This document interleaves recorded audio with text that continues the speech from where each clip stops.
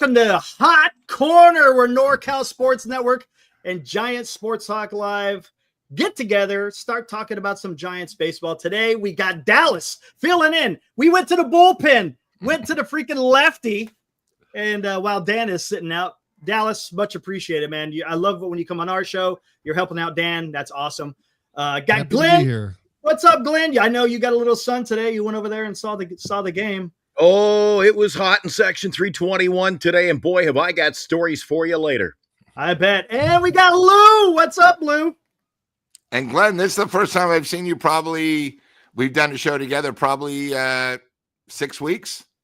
Oh, it's been a while, buddy. You know, I finally got back here, and then I wasn't feeling good. I'm more worried about Dan. I had food poisoning really bad, and it has, let's just say it's kept me moving. So, well, welcome back. Yeah. It's good to see you. That's back. Looking forward to seeing you. When are we going to see you at the ball yard, buddy? Yeah, probably. I got games coming up right after the second half. So Mets, Pirates. Good. You know, the Nationals, in case we don't sell the squares, I'm definitely going that Friday night if they go to the other one. And then Padres, Cubs, so we'll see. Well, get there early. We'll have a wobbly pop. We'll talk some baseball. Yeah, sounds good. There you go. And somebody, before we start, just so you guys know, Dan was released today from the hospital.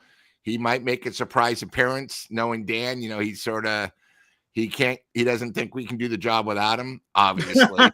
But he's definitely back. And, if not today, you guys would definitely see him with the Dodger series. We didn't want to rush him back considering he has tomorrow off too. We want to make sure he's 100% for the big series. Good. There you go. Absolutely. So, yeah, it was great news to hear Dan got released. So he said he's feeling a bit weak, as you can imagine, losing all that blood, and he hasn't eaten. But I'm mistaken. I don't think he's eaten since last Thursday or something, like a week. For a week, I don't think he's had any kind of sustenance worth a damn. So, yeah, he's probably feeling a little bit under the weather. And we'll let him get his energy back, and I'm sure he'll be back at it on Friday night. All right. Well, let's get right into it. Giants had a clunker today. 13-0, man. Bats fell asleep, but for all intents and purposes, I'm okay. I'm okay. We won the series. That's all I care about, winning the series. Look, it's hard to get a sweep.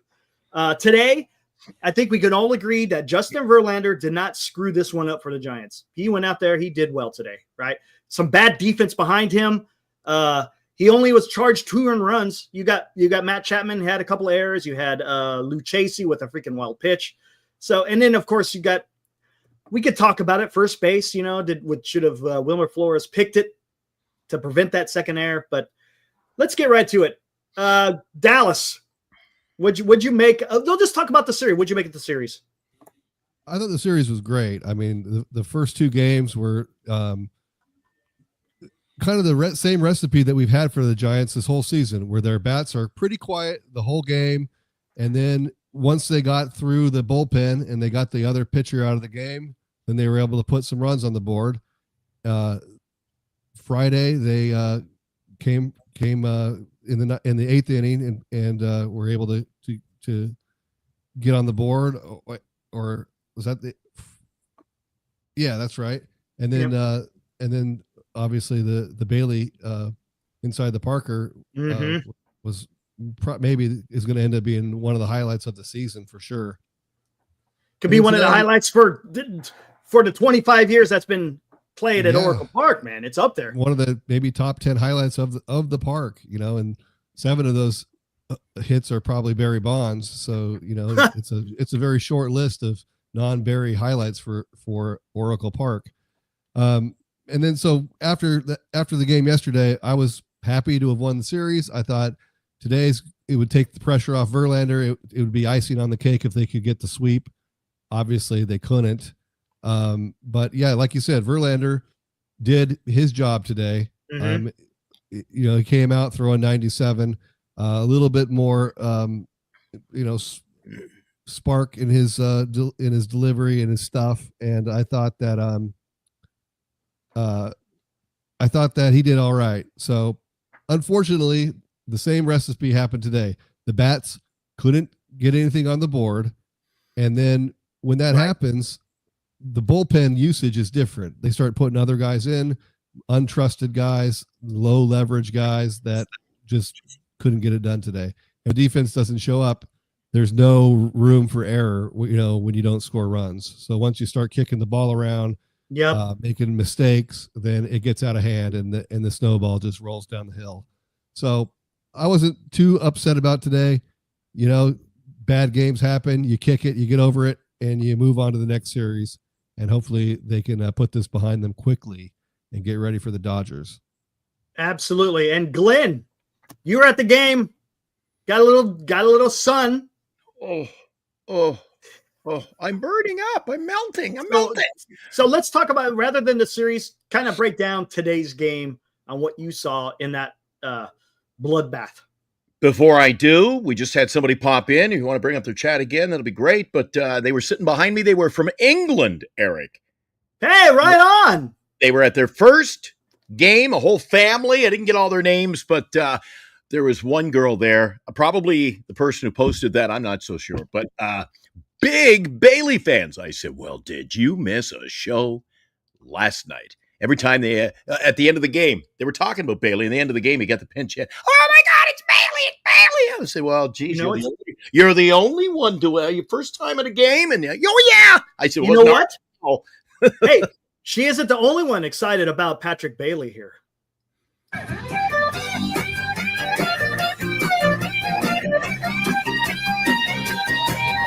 Yeah, buddy, that's what I'm talking about. Lou, that's Pete Townsend on the guitar over at the Cow Palace. Circus 74. Man, that was freaking awesome, that man. Obviously was not Matt Williams. That's AI, because I've never seen Matt move that fast. That was him. The guy. I love it. That was him. I saw so many different clips, and that was him. Yeah. Wild. Oh, man, it was. Hey, I tell you what. I think the joy is going to be up here and over there. We'll see how Lou and I kind of look at this. Greg says it's something miracle. It's a miracle. This team has 51 wins. I got to agree, Eric. Again, you said didn't bring the bats today.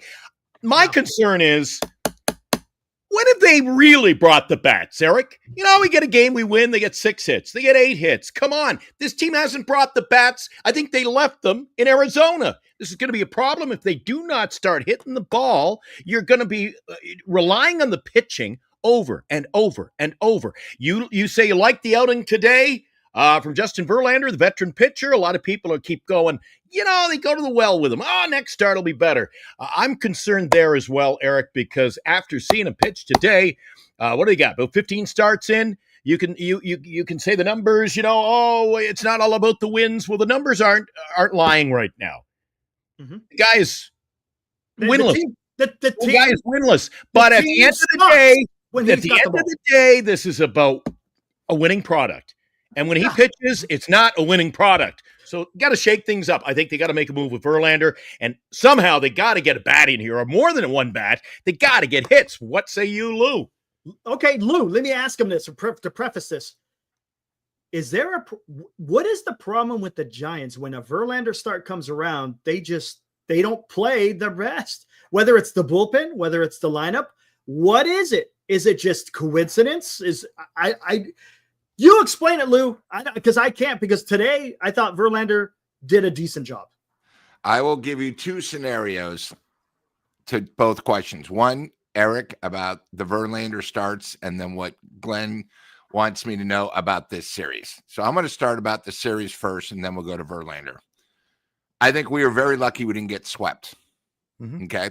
First of all, if you guys remember, and I'm going to go in order, on Monday night, we scored 3 runs, never even hit the ball out of the infield. It was basically bases loaded, ground out, double play, all that. So we were lucky to survive on Monday. We won 3-1. Let's just remember that. We talk about this series yesterday, probably one of the most dramatic wins. I mean, I was so fired up to do NorCal Sports Network. Even Dallas was like, is that really Lou on the other side? I was pure positive. I was excited. I had to take a break because I was so into it. But when you think back about it, he was on, but I wanted some of that. Yeah. But when you really think about it, the Giants sort of choked in the 8th inning. And they did yesterday. Here's something that we haven't even talked about is if Bailey doesn't have one of those torpedo bats, I think that ball is caught before the wall. I think with the torpedo bat, it gave it a little extra umph. And, once it hit the wall, anything can happen. You remember, he's the only one that uses torpedo bat. And that thing was a poke, so I'm glad he did. And then today, they got smoked. You can only keep a good offensive down for so long. Mm-hmm. So that's what I thought about the series. But you know what? We took 2 out of 3. I will take that all the time. I just think we keep struggling at home, which is still a mystery. And as Dan says, the team cannot hit at night. Dan, I don't know if you saw today. Today was a day game, and they still couldn't hit. So I think Oracle Park has sort of gotten in their head a little bit. That's number one. To the Verlander start, I think they look at Verlander from the guy that pitched in the 2014 World Series. They look at Verlander as the former Cy Young when he gets on there. He does not have, and me and Dallas talked about this, Verlander doesn't have the 0-2 strikeout pitch anymore. So they look for a strikeout instead of being 96, 92, and around, it's just sort of typical Giants around the 5th, 6th inning. Every single pitcher, doesn't matter, even if it's Webb, they all have problems. They hit that barrier, and it's a problem. Now, with Verlander, I think it's just starting to get in his head. And I think Dallas brings up a good point. When you're down 2-0 or 3-0, you use a different bullpen. And, the 2 things I wanted to bring up today about our bullpen, and I got nothing against, Tristan Beck, but this is now twice where he's only pitched a third of an inning and he's given up 5 runs. Okay. So obviously he's not a major leaguer. He's more of, as we call it, between AAA and 4A. I'm not blaming him, but when you look at who we use today, last night, because of the game, we didn't use our 3 studs in the bullpen. Correct. We didn't, but we didn't have to use them today too. And the one thing I didn't like about today is I listened to KMBR before, and what did they publicize? Not that the Giants lost, not last night's game. They talked about, can you guys believe Yaz pitched a great 1 inning, the 9th inning? And I go, are these guys on KMBR complete lunatics? The guy got pounded. He gave up 2 runs. He gave up 2 hits. It's not like he pitched, 7 pitches and got out of it. I don't like it when, as people are talking about, Yaz did an inning.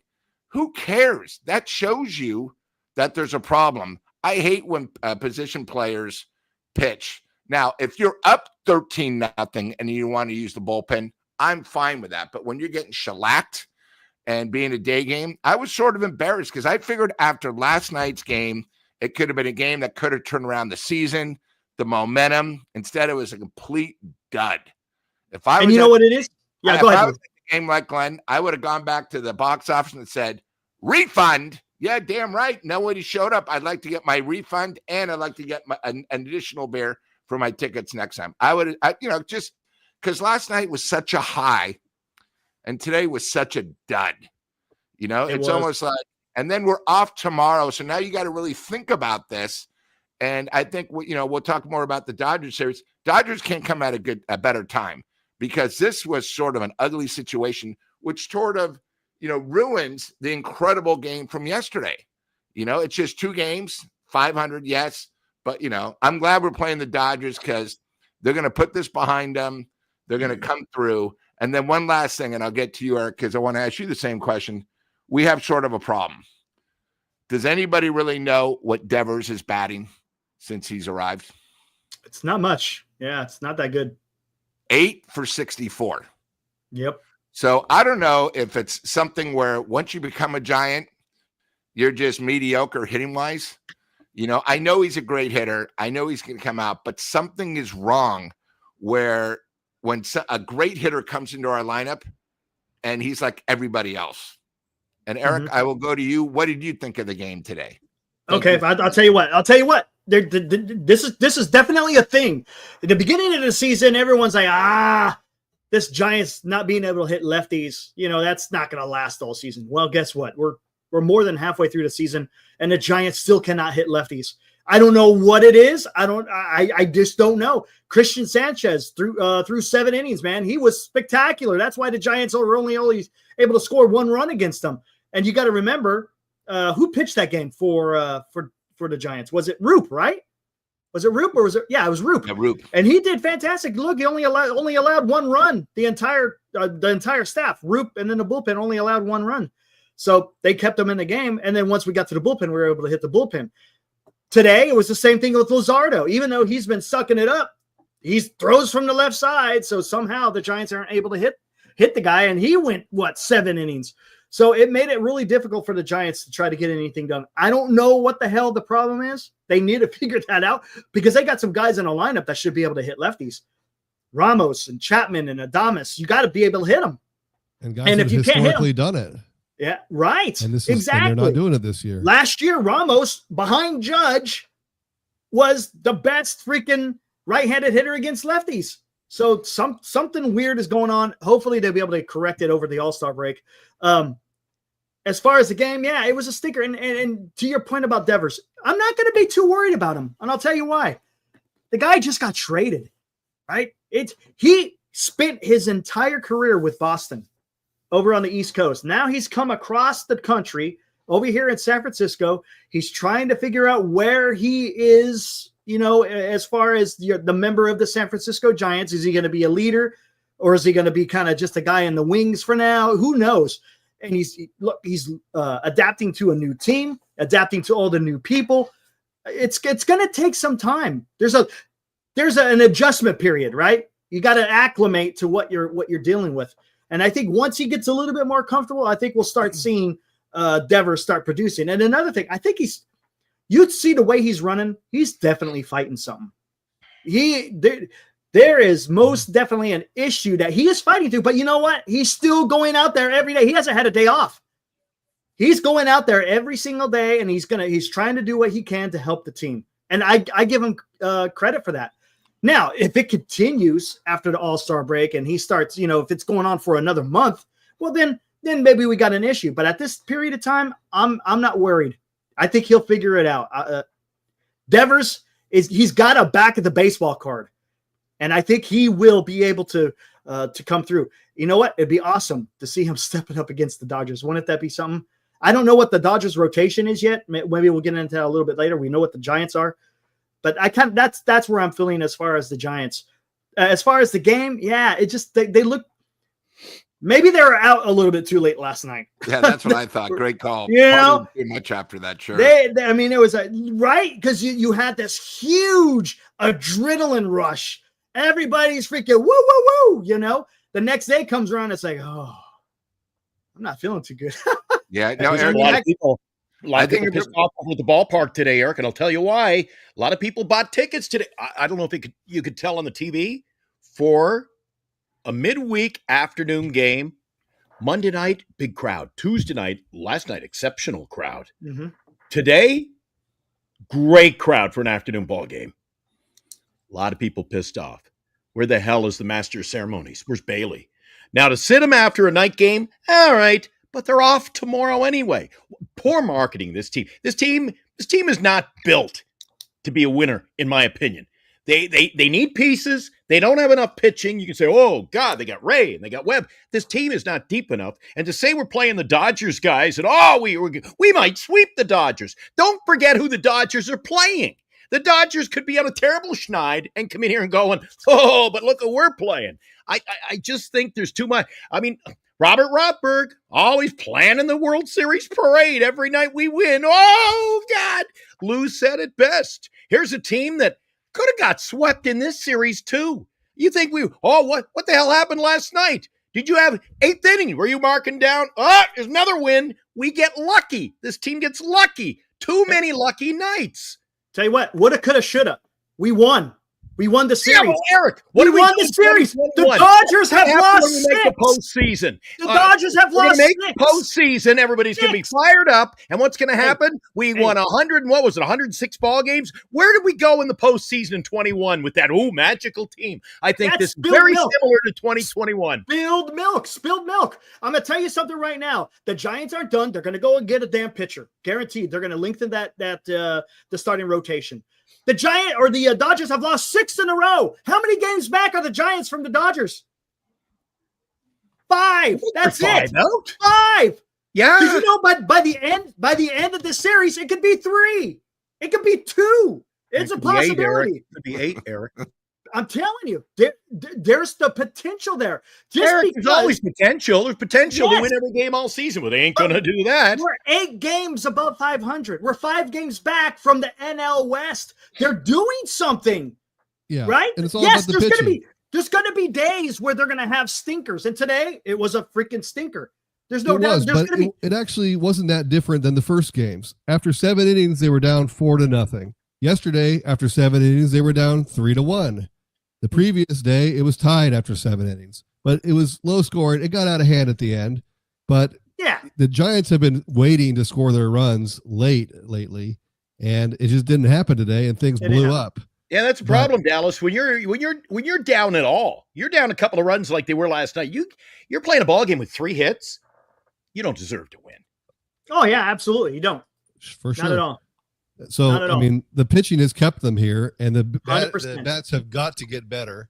And we're starting to see a little bit of signs of life here. And hopefully in the second half, they can hit more like the back of their baseball cards. All these veterans they've signed. And you have to hope that happens. Otherwise, you're right. They don't have a shot. There's been too many days and now it appears too many weeks, months, and possibly seasons where we keep saying, oh, the bat's going to come alive. Well, it wasn't last week or the last month. I was going to games last year at Oracle Park leaving and going, geez, we lost again and we only had 3 hits. We had 2 hits. We had 2 hits on a Sunday afternoon. I go, how are we going to win with 2 hits? Well, and this is a lot more competitive than last year. This is an epidemic. But this is a different team. This isn't last year. This is a totally different team, especially when it comes to the pitching. I still feel that this is very similar to 2021. Getting the wins, Eric. Getting the wins. Yeah, it's a little bit different. There's a few similarities with the magic and all that, but the home run ball isn't there like it was in 2021. In 2021, the Giants were hitting home runs all over the freaking place. I'm telling you. Oh, look at this. 6-string disease Daniel. Look at this guy. He goes, I'm worried about facing you guys because we have a lot of our pitchers still on the IL. Now Kopech is out. Yes. This is the thing that the Dodgers had to face last year. They had an issue with the starting rotation, but they were able to hit their way out of it. But guess what? Yes, they can, but have you taken a look at what Mookie Betts has been doing lately? Tell me what he's been doing. And he's right there in the middle of the order, right? Ohtani's doing Ohtani things, right? Freeman's doing Freeman, but Betts not really doing Betts things. Alex Barbato, he donates $5, says, is it luck that the Giants have the best records against teams over 500, right? This year's they have a very good record against teams over 500. We suck against teams under 500, but teams over, we compete. And you know what we're doing? You're playing up to the competition. That's what it seems like the Giants are doing. You play down or you play up. I don't like that. That's not really a good way. You should just go out there and try to do the best every time, no matter what you're playing, because you never know. It could sneak up and get you, man. Because what if you miss a wild card? The same. Right. 100%. Exactly. Let's see. How do we want to do this? Hey, Eric, can I just say one more thing? We're talking about who we're playing, and I say the line all the time, who we're playing at the right time. We take tomorrow off, which is great. They finally get a break on a Thursday. But, then we have the Dodgers for 3. Okay. Then we have basically 5 days off. Right. And we start on the road, which I believe is going to be very difficult because we're going against a super hot team in Toronto, who people don't even know leads the AL East. That's right. They lead the New York Yankees. Okay. They lead. Yeah, they swept them just a few days ago. Yeah. So they're right now hot as a pistol. So that's tough to start there. Toronto, first of all, is a tough place. Their offense is good, and they're pitching solid. Then we go to hot Atlanta. Now, Atlanta's up today 7-1, I believe, against the A's. They're always tough at home. They're one of these teams that are extremely tough at home, a little bit different on the road. Then we come home for the Mets, who, as we know, can hit, right? Decent pitching. And then we have Pittsburgh with we're going to see schemes at least one of the days. Then we go back on the road to New York and Pittsburgh. So, for the next 20 games, basically, it's not going to be easy, Probably our easiest games are going to be against Pittsburgh, but we got schemes twice, and I think it's going to be very difficult. This team, and the only reason I'm bringing that up is those games lead to the trade deadline. Mm-hmm. We need Buster to make a move before, because I don't think we can survive with our offense, especially if Devers isn't 100%. Fine, give him the weekend off, give him the All-Star break, and hopefully we can get a full Devers back for the road trip. But then without Devers, and Glenn talks this about a lot, is this lineup has no one that scares you. To me, there's one person on this team, and that's Ramos. That is consistent. Adames is up and down. Yes, he's not even sure where he's batting. Fitzgerald, he doesn't scare me. So it's going to be a problem where I hope during the All-Star break, I hope Buster makes a move. You want a pitcher, I want another stick, and I hope we do it early, because if we wait until the end of the month, we have 7 teams going after the same players we are. I just wanted to end it. Just like that makes sense. You mentioned Ramos, and that's a good point. Eric and I talk about it on our show quite a bit. Ramos, he's one of the guys. I think Eric and I agree on that, right? He's one of those guys that other pitchers are looking, oh, geez, he can with one swing in the bat can do some damage. Whether it's an extra base hit, driving in runs, he can hit the long ball even at Oracle Park. Yeah, and he's consistent. I've got a concern. I had a concern. And Eric likes to get the guys who get the at-bats and the productivity up there. I'm thinking it's a missed opportunity to have the guy who's the scary at-bat leading off. How he's not doing any damage so at least one at-bat he's coming on with nobody on base. He leads off the game for us. That's one of his at-bats. So if he gets 3, maybe 4 at-bats a game, one of them, there's nobody on base. I think it's a missed opportunity to have arguably your best hitter in a leadoff role on this team when he should be number 3 or 4. Completely agree, Glenn. And he should be hitting behind Devers to give him some protection, back him up.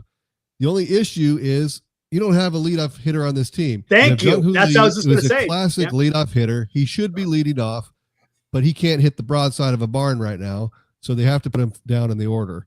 But at a certain point, maybe you just say, okay, figure it out. We put you in leadoff and try to get on base ahead of these guys, because it doesn't work with anybody else. If you put Jung-Hoo Lee there, it just extends out the whole lineup, and it's the same thing with your Shrimp. Traditional. That's the problem. Smart, but even when they get runners on, do you guys not agree with me? And somebody says, what is it? TJ says Glenn is an angry human being. Well, when I talk about the Giants every day, and I was lucky.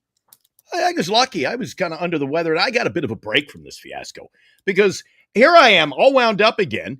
You've got the San Francisco Giants. We're talking about the batting order and did you guys notice, was it last night? I think it was early in last, maybe, dude, I'm losing. I went to the last game last night, and I went today. So I'm getting all confused. But do you remember in this series, Yastrzemski came up and they gave him a bunt hit down third base? He bunted for a base hit, Yastrzemski. No, it was a check swing. It was a check swing. So you get him on base. That was Dom Smith with the check. Oh, that was Smith on the check swing that went down the third. You're right. Yeah. He got on base with a bunt, and he took it. They were batting. They were playing way back at third base. He took it. He took what they gave him. So he leads off with a bunt. And they're trailing. So what does he do? He just stands at first base.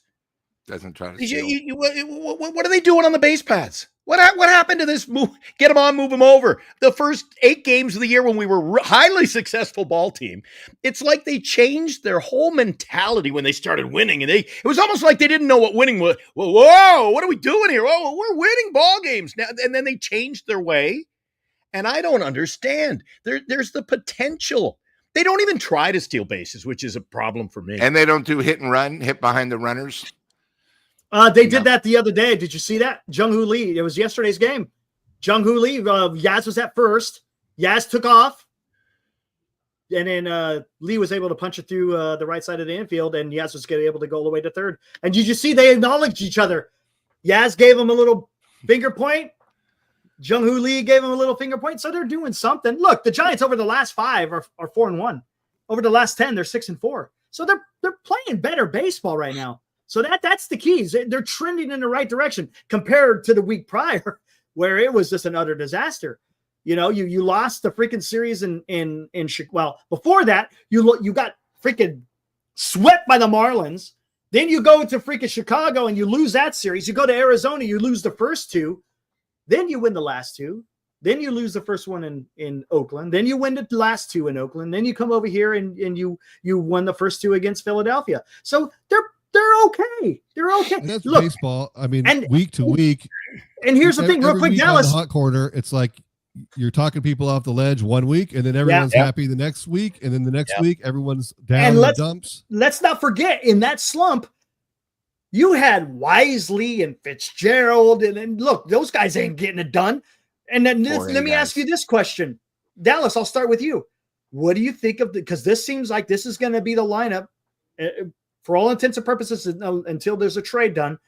Do you like this? Do you like Ramos in left, Jung-Hoo Lee in center, right field could be Yaz and Matos, third base is Chapman, shortstop is Adames, second base is Schmidt, first base is a combination of Flores and Dom Smith, DH is Devers, and of course your main catcher is going to be Bailey with Kisner backing up. So what do you are you liking this now better than what it was, say, over the last week? Well, yeah, but we've only seen this lineup for a couple of games now. That's it, 3 games. And two guys just came off the IL and are just getting going again. So they're correct. Chapman and Schmidt are still out of sync. You've got Devers, who's not 100%. So we probably haven't seen the best of this lineup yet. And so, you got to let it go at the beginning of the season, see how things start to shake out, if they can get a rhythm going. Mm-hmm. And then if they need to add something else to the mix, maybe Posey will do that. I still think that this team doesn't have nearly. I think because we all have an invested interest in the Giants. We have channels that talk about the Giants. The chat love their players, love the team. I just think that sometimes we all, including me, sometimes you talk about I'm on the ledge one week. I'm as guilty as anybody. But I don't think this team, you're talking about the lineup, Eric.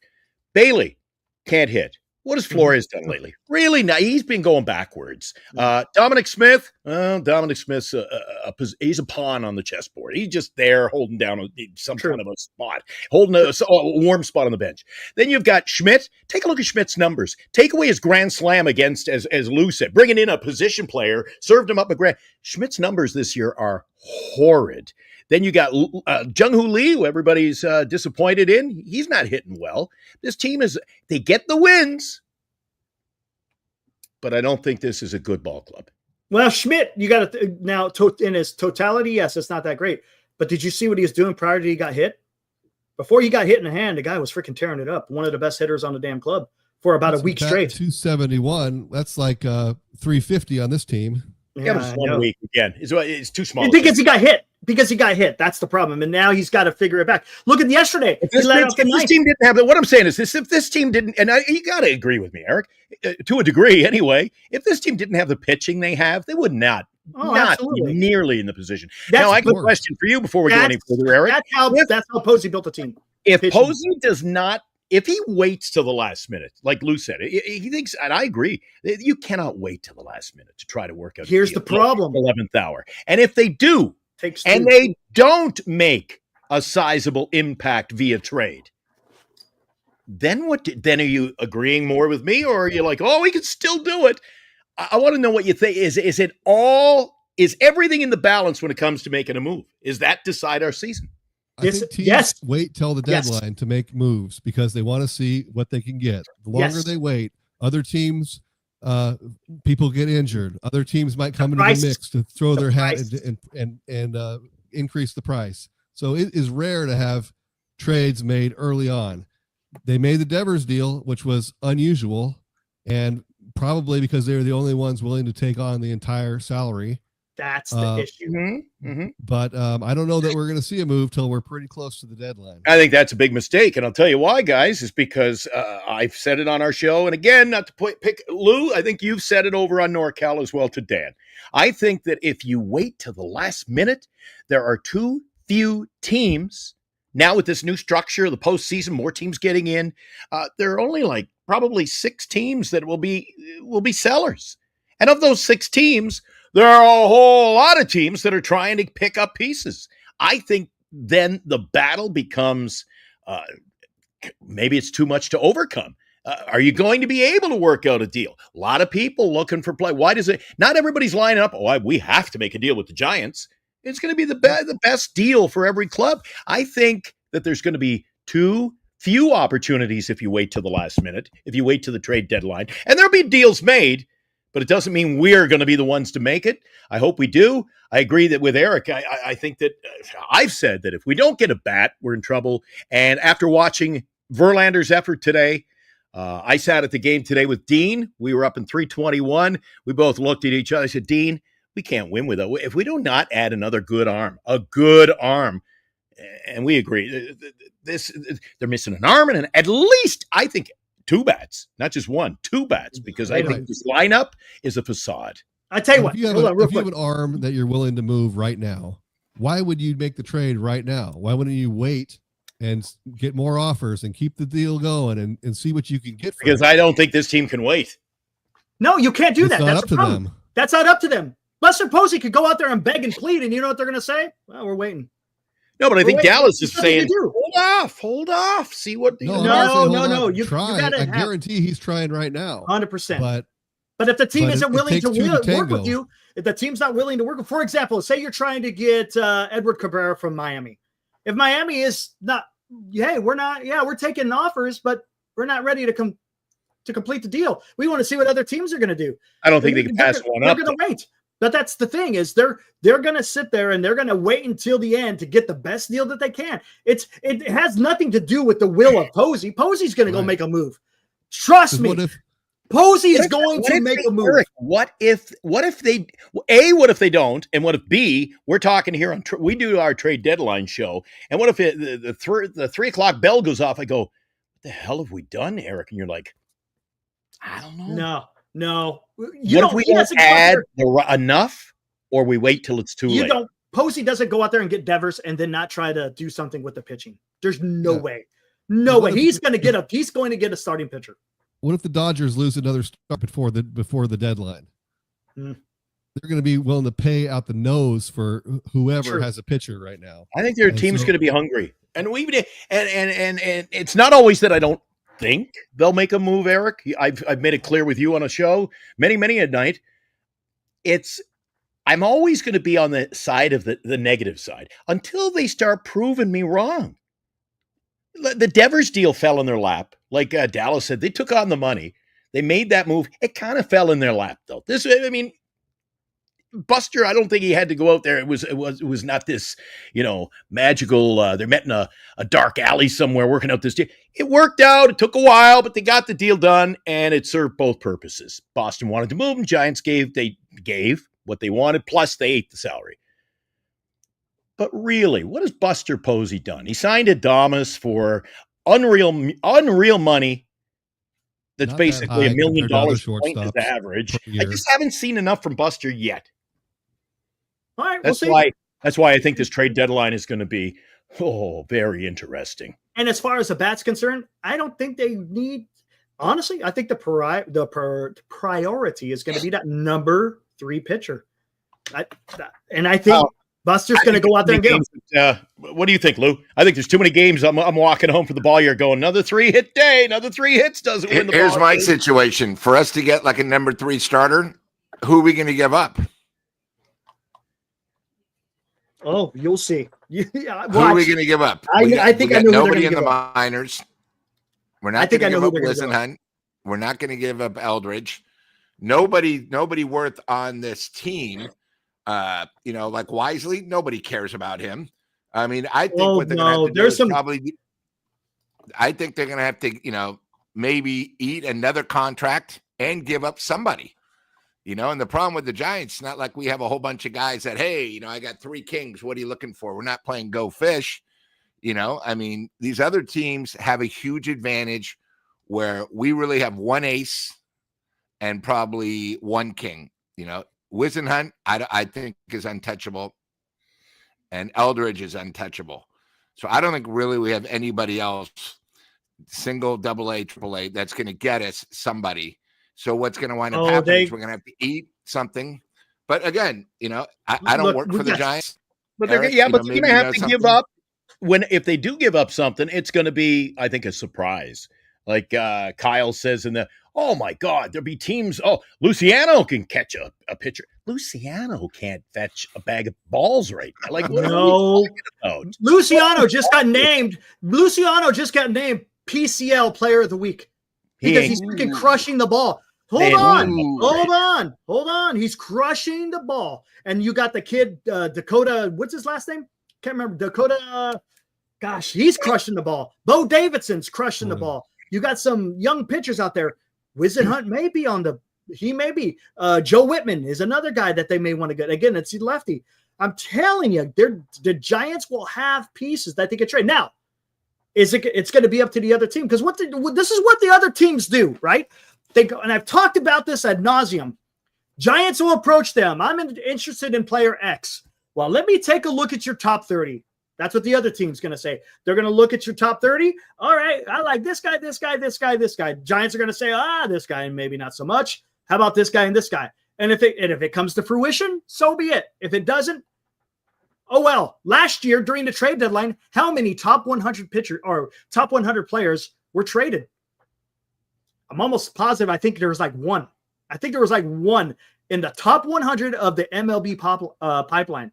So it just goes to show you, I think we overestimate a little bit too much of what we could get for whatever player it may be. We do that a little bit too much. We overplay it. Oh, we ain't got the guys. And look, we may not. Now there'll be teams that want to give up. Eric, as you said, there'll be teams that want to give up a guy they're going to lose anyway. And here's another thing. We got a different guy in charge. Farhan was far too timid in anything that he did. And we can all agree that Farhan was a disaster. Now we got Buster Posey, who may be a little bit more proactive, a little bit more aggressive. And until he proves me wrong, I mean, goodness gracious, he did the thing that we as Giants fans have been complaining about for years. Spend the money. And what did he do? He went out there and he dropped a boatload of money to go get a player at under market value for 8 years. Instead of paying $400 to $500 million for a player, you're getting this guy for $280. I mean, that's huge because that's going to help the team in the long run. So if you want to add in the offseason, you got more money to freaking play with. It's a marvelous deal that Posey was able to get done. And again, let's see what happens at the trade deadline. Farhan's gone, and I expect bigger things from Posey. I mean, I could be wrong. I mean, I'm not going to sit here and say I know, but I just have a different. This team is got a feel to it, especially with the pitching.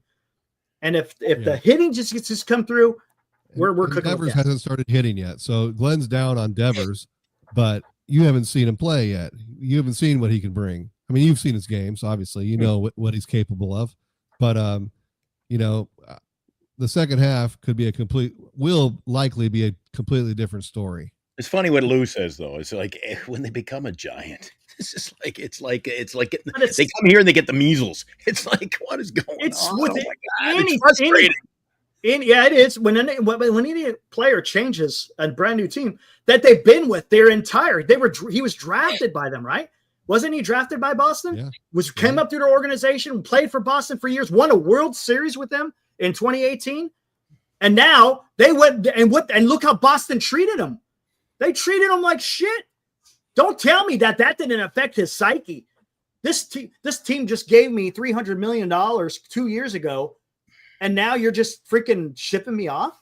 I mean, there had to have been some psychological problems there. What do you guys think about if the trade deadline comes and they want to, if the deals are in place to add some key pieces, and Buster says this is the year we're going all in, which it's kind of a surprise to all of us, wouldn't it?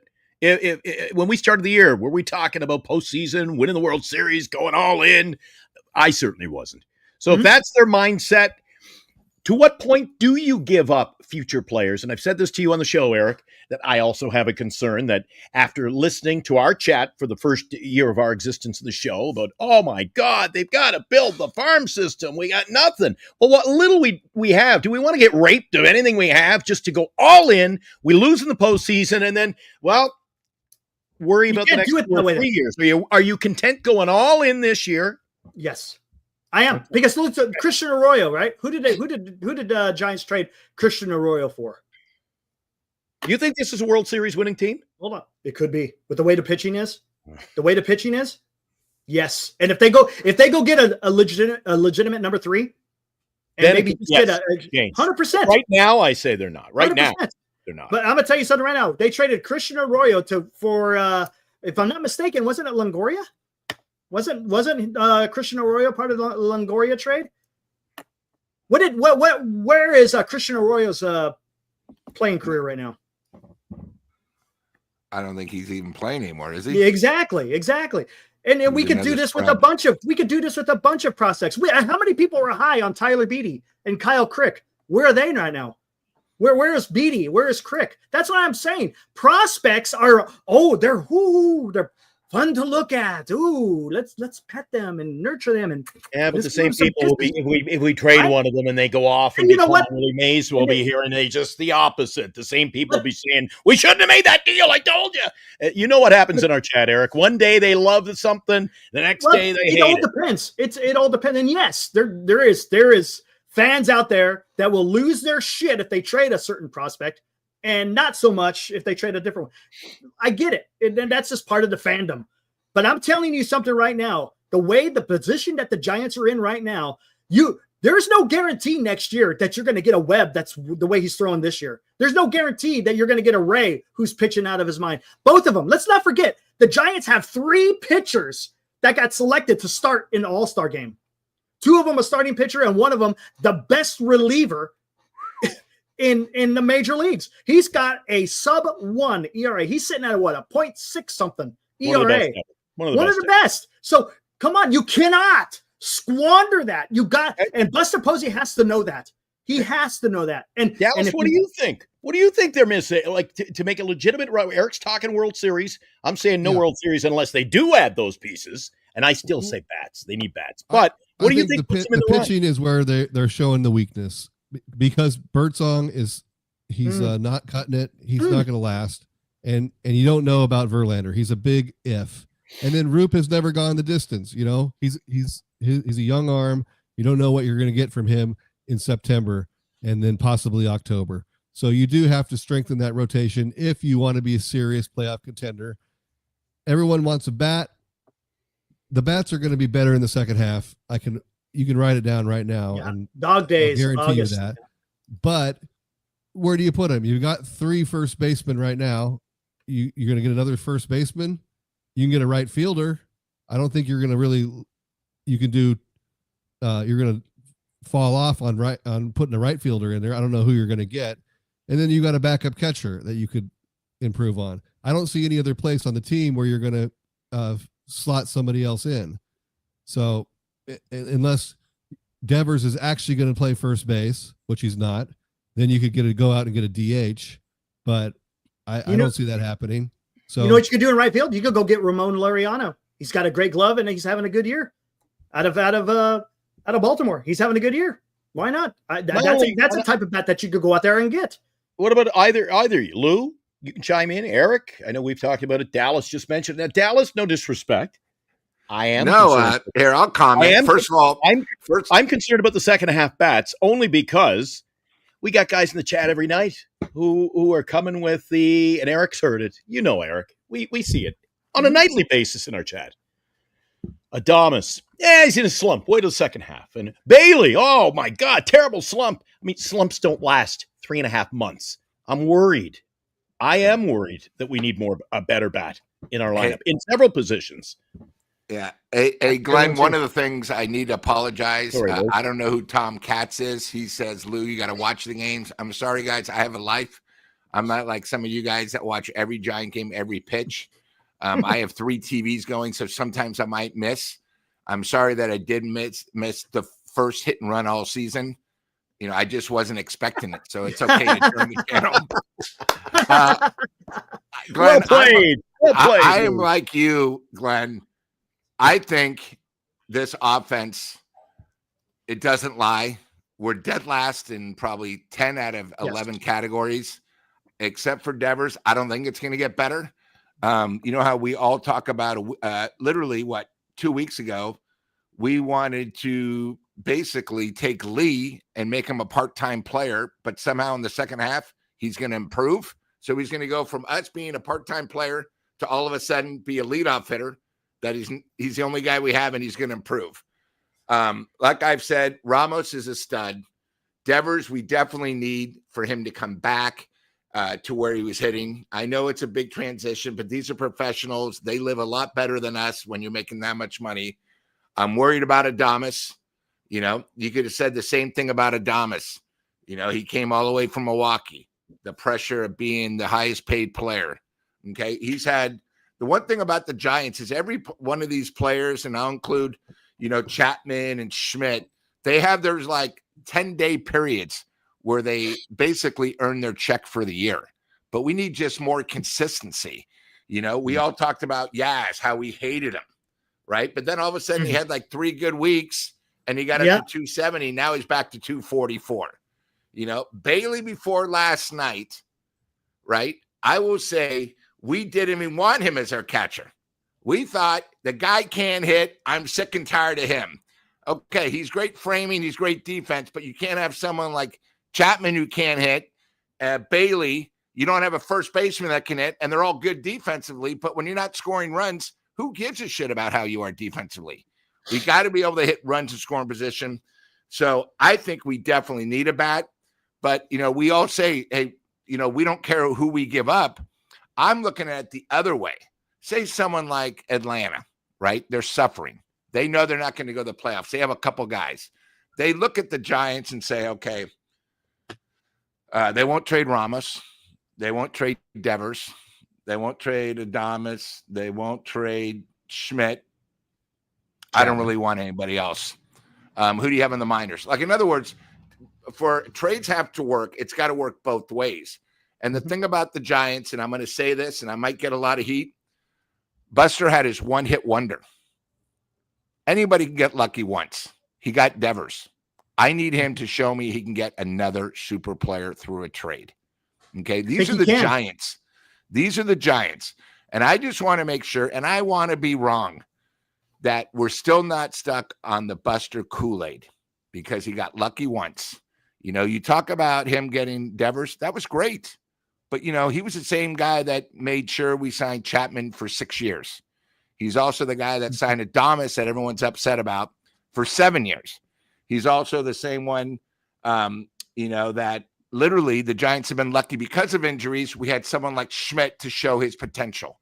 Last year, if Lee didn't get injured, we would have never found out about Ramos. So, I know Glenn always brings up the leprechaun or the what do you always the clover. The Lucky Shamrock. The Lucky Shamrock, home of the former San Francisco Shamrock single A hockey that used to play at the Cow Palace. I just think this team is so up and down. I believe, especially starting on the road, they need another jolt because this team just going down the rocky road, we're not going to be going up. We're going to be getting more down. And, I love doing our show off a win. I mean, last night I was so excited to do it, but I think we also have to be realistic. Glenn brings up a great point. It's not a slump when you've already played over 50% of the games. It's just who they are. And I just think, we need a little bit more. That's fair. Dallas, what say you? What do you think? You think Posey's going to go out there and get something done? I think he will. I think he will definitely add pitching. A bat, maybe, but I don't know. It's possible. I hope he does. But I know Lou's not still waiting to see on Buster, and I'm a little more optimistic on Buster because he's come in here. Anybody at the beginning of this season, if you'd said at the All-Star break they're going to be 8 games over or 9 games over or whatever they end up being, 7 games over, and in the wild card, you'd take it. You'd say, okay, that's a good season. But you also look at the additions. This team, he's added some big pieces to this team, and we haven't seen them. Adames and Devers haven't come through yet, but they're professional hitters. They're going to come through. So I'm not as worried about the offense as maybe Lou and Glenn are, because I think the best is yet to come with them. But if they wanted to add another piece, I would be certainly happy if they did. How long do you think they wait on Buster being an ex-catcher who was an offensive production behind the plate as well as good catcher. How long do you think he just continues to ride in this boat with Bailey? And Bailey, like Lou said last night, oh my God, they could have made a parade. I think indefinitely downtown today, and he would have been the almost hitting 200. But one game does not make a season. He's almost hitting 200 now. He's still throwing guys out at third. He's coming through in the clutch.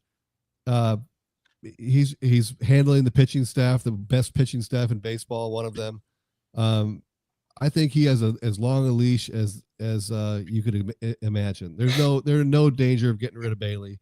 You know what if you see the trap, could they bring in somebody to play behind him, give them a better bat in pinch hitting situations, have some kind of offense when he doesn't play, 2 days a week.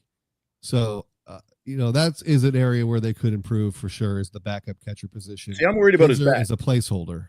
I'm worried about his bat. Like Dallas said, you bring in another catcher who's a bat. Well, why would he have to do that? Because Bailey can't hit. So what is his benefit? This throwing guys out. And Eric, I mean, you were very critical of him the last week. Boy, there were a lot of pass balls, blunders. Yeah, drops.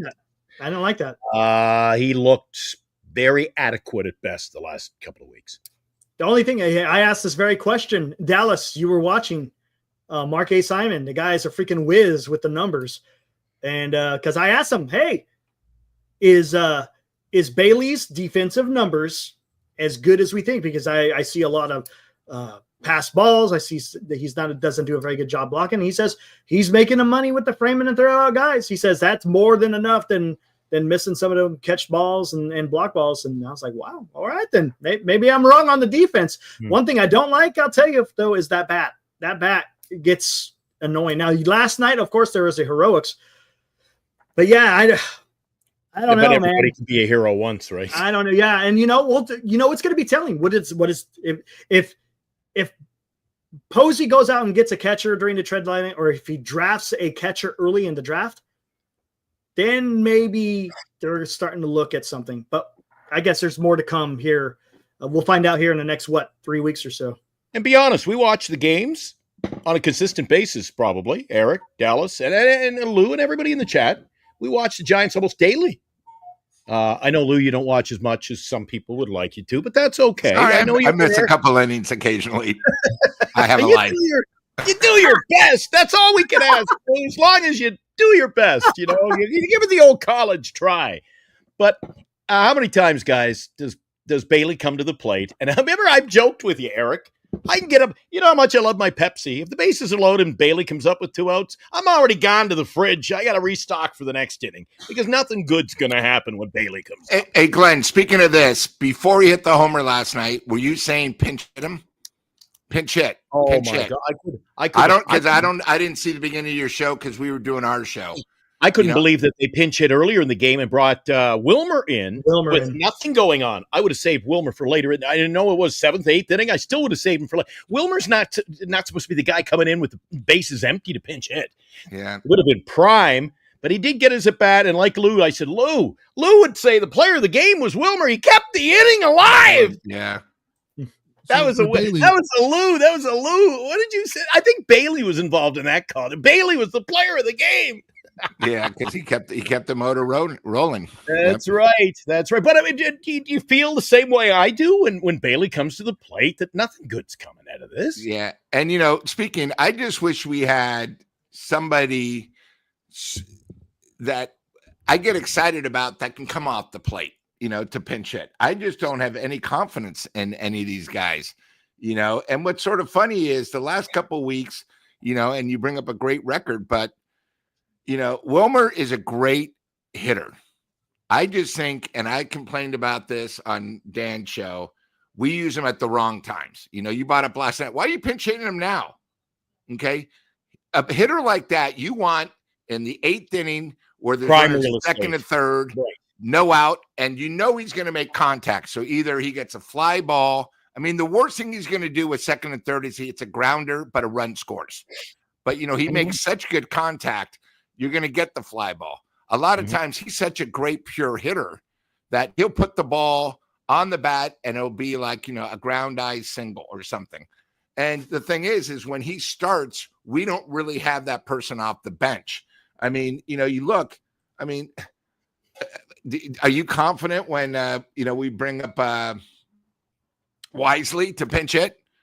When you bring up, any of our backup catchers to pinch hit? No, it's almost like an automatic out. So it's, one of those things. I think even if we don't get a major bat, you got to get somebody that can help us, a bench piece that somebody can help us in a crucial time, 7th, 8th, 9th inning with runners in scoring position.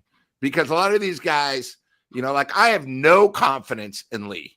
Okay. No confidence, because 85 to 90% of the time when he's up, where all we need is a fly ball, he does the usual, either a grounder to second or a foul out, and it's just one of those things where, we keep talking about how great our pitching is too. The second half of the season in April, when you go on these long road trips, and that's why I think there's so much pressure on Webb and Ray, because they realize if they lose, it's like losing 2 games, because we're not going to get them back for 5 more games. And I think it's just big because right now we really have 2.5 pitchers. We have Webb, we have Ray, and then I would say all pitchers 3, 4, and 5 are a half pitcher, because you never know what you're going to get. Verlander hasn't won yet. Birdsong, we know he struggles. I mean, he got very lucky up in Sacramento. They were 1 hit away every inning. If you guys saw, A's had runners second, third, couldn't get the big hit. They had bases loaded, couldn't get the big hit, right? And then Roop, before last night's start, had a problem with getting his curveball over. It's not like he has great confidence. And the way it's working out now is there's going to be some games in the second half where we're going to have Roop, Birdsong, or Verlander going against their ace. So, even when you come here and you have, say, Pittsburgh in town and Schemes is here, you feel confident if Webb's pitching or Ray, but against the other 3, Pittsburgh's got a huge advantage. And it's just going to happen like that, because not always aces, come across. So, all right, let's talk about this. You're keen on the pitching, Eric. Who do you see them going out and getting? Because Lou mentioned earlier in the show, and I agree with him, you're going to have to bring in a guy. You don't just bring in a guy. That's the one thing I don't want Buster to do. Bring in a guy. We've done enough bringing in the guy. Because we'll have the same problem next year. Bring in a guy who can last more than 5 innings. I tell you what, well, first off, okay, well, there's a couple of guys. We talked about it. Edward Cabrera, Sandy Alcantara, that's more of a long-term. Mm-hmm. Joe Ryan is on the market. Saw that on the news. The guy we were talking about, Minnesota, maybe shopping Joe Ryan. Joe Ryan could be a guy. Seth Lugo, that guy is having a great year.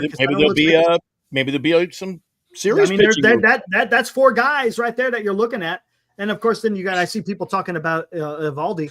But let's talk about the pitching real quick, and then we'll get your guys' opinion, what you guys think as far as what kind of pitcher. Giants have altered their starting rotation. Birdsong got his start skipped. The Giants are now going to throw Webb, Roop, and Ray against the Dodgers. How do you feel this weekend? How do you feel about this? Do you feel like the Giants are in a good position to win the series against the Dodgers? I think they win. They have the capability to win 2 out of 3. And I like what you played. I don't know if the guys heard it on the show last night, our show. Robbie Ray, yeah. Great quote from Ray. He didn't care. World Series, baby. They asked him about pitching in the All-Star game, but you're going to pitch Sunday. He goes, I'm here to win a World Series. There you go. What about you, Dallas? How do you like that? Yeah, I mean, absolutely. That was the right decision. You want to set up those 3 guys. Those are the guys that we have a good chance to win every single time they go out there, especially Webb and Ray. But even Roop, his last couple have been decent about our chances with him there. So those 3 pitchers aligning with the fact that the Dodgers are playing their worst ball of the year.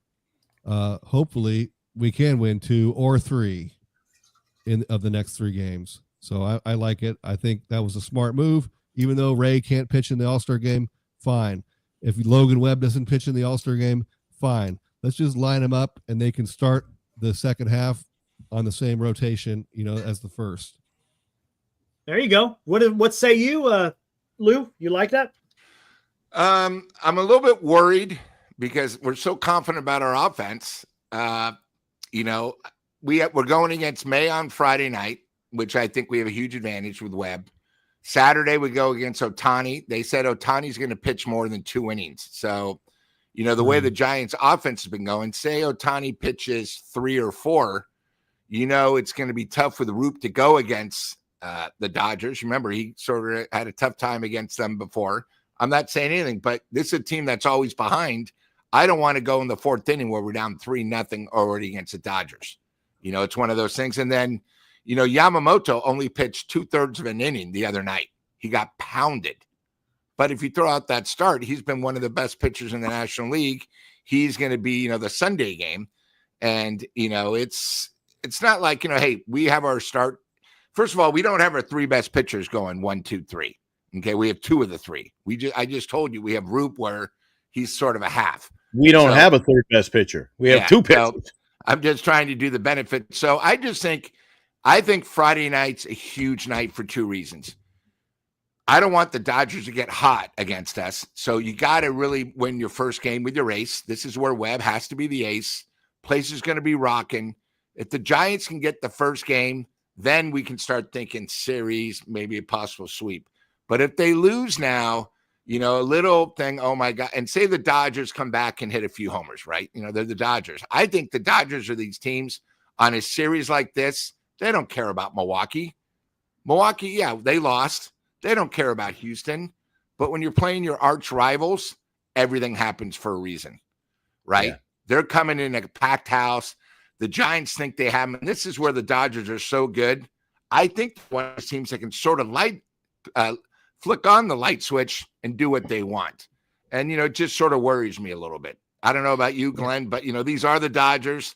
They have the offense that a little advantage of us. And, again, we never saw Ohtani really pitch. He's now going every 5 days. So it's not like, hey, 1 inning, this, and obviously Ohtani knows how important these games are, especially if they lose Friday night. Ohtani, he might go 3, maybe 5 innings. You don't know, right? Because he's also not going to pitch in the All-Star break. So he's not going to use his arm, and he knows, hey, Giant Dodger rivalry. When you think you don't have a clue, and anything can happen. If we were doing the show about a week ago, Lou, we would have been talking about, oh my God, the Giants. Oh, the Giants are in a slump, so they're ready to, they're prime picking. Well, we did okay this week. So to say that the Dodgers are coming in, and they're in a slump, and it's going to continue for another 6, this weekend, it'll only be before the All-Star break, 3 games. I think sometimes Giant fans just get caught up in the momentum of how good we are, and we're better than them, and the game hasn't been played yet. Of course it hasn't. But less than a month ago, Logan Webb faced the Dodgers. He pitched 7 innings, 2 hit ball, and did very well against them. So I think this is the one. Tomorrow night's game is vital. Webb should be able to beat them. Yeah, I think if the Giants win on Friday, they win the series 2 out of 3. I think if they lose on Friday, they get swept. Ooh, Dallas. That's how important I think Friday's game Dallas is. Bringing it tonight on the hot. We don't call it the hot corner for nothing. I agree. Ooh. I like it. I think Friday's probably, I'm not going to say the biggest must win of the year, but I think it's a crucial thing, and it's going to lead to the All-Star break. It's, a lot easier, especially after this disaster today. You want to go in with some kind of momentum, because if you go in, say we lose 2 out of 3, you have the break, and then you got to start in Toronto, which is an offensive explosion where, trust me, Toronto's going to have a little advantage. We have the pitching advantage, but they have the hitting advantage. So I think Friday night is a huge, huge game for the Giants, and I think it's really going to determine. It's sort of like the start of the season is Friday. I don't care that, we've played 81 games. I think it's that big of a game. I thought you brought up pitching. I'm glad you brought up the schedule. I've said to Eric, and we've actually, I think, brought it up on the screen. I think this month's schedule, month of July, is really telling for the Giants. August is going to be just as bad. And there you go. Nothing's going to come easy for this ball club. Eric, everything okay, Eric? We lost you for a bit. Oh, yeah. All good. All good. Good stuff. Let's take a look at this. The show cannot continue without Eric.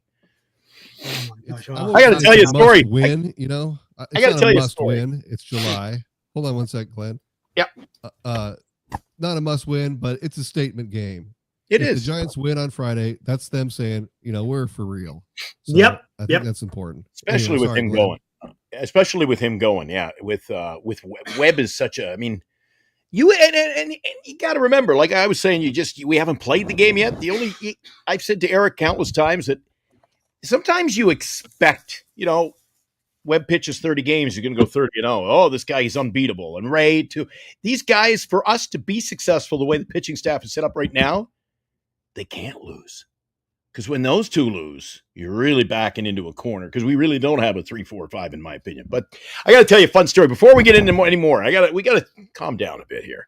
So I'm up in 321 today, which is basically I'm above Lou, but I'm like way up there. You got to get a telescope to see me, Lou, but I'm up above you. I didn't see you there today, by the way, but I knew you'd be watching a couple innings at home on TV. The chat set me straight. So I'm up there today, and I elbow my buddy Dean, who comes on the show occasionally. I elbow Dean. I said, Dean, the whole camera crew's up here, so we're on the TV. I said, well, that's great. He goes, yeah, but look, they're doing. And Bernice hasn't even heard this story. She just watches. She's going to love this. So she's at work today. They do the giveaways in my section today, which is like, I've been going for 10 years. They've never gone up to the 300s, dude. So they come up in the 300s. They're giving away shirts. And I'm like, that's as good as it gets with this club, but I'll take a shirt. And they were pretty nice, actually. So a little girl behind me catches a shirt. I don't get a shirt. So they reach into the bottom of the bag, and all they have is two, they have the cheer towels folded like a bow tie. And I go, yeah. And Dean is in the chat. He can attest. I go, I don't want no fucking cheer towel. I sit down, right in my midsection, so to speak. I go, oh, what's it?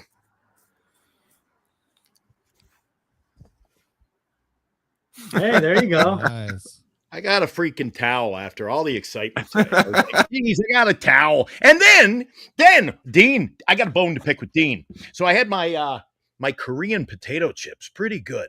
Real treat. I took him to the ballpark. I said, here, you want to try my chips? Yeah, Glenn, I'd love to. And Dean's Asian. I thought maybe you'd like to try these Korean chips.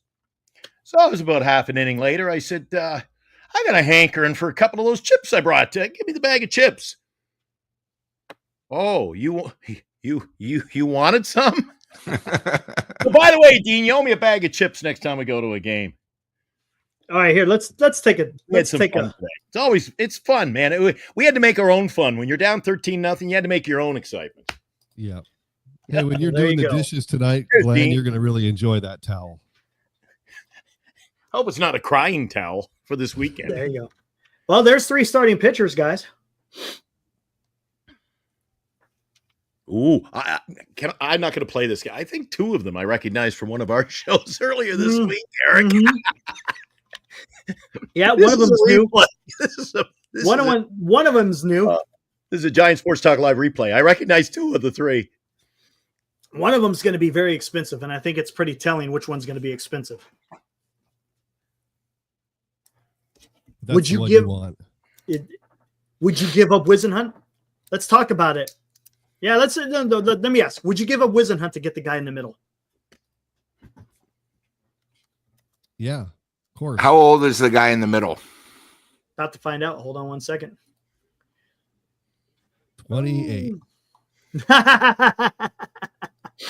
Hold on one second. He is 29. And he has 2 more years of control after this year.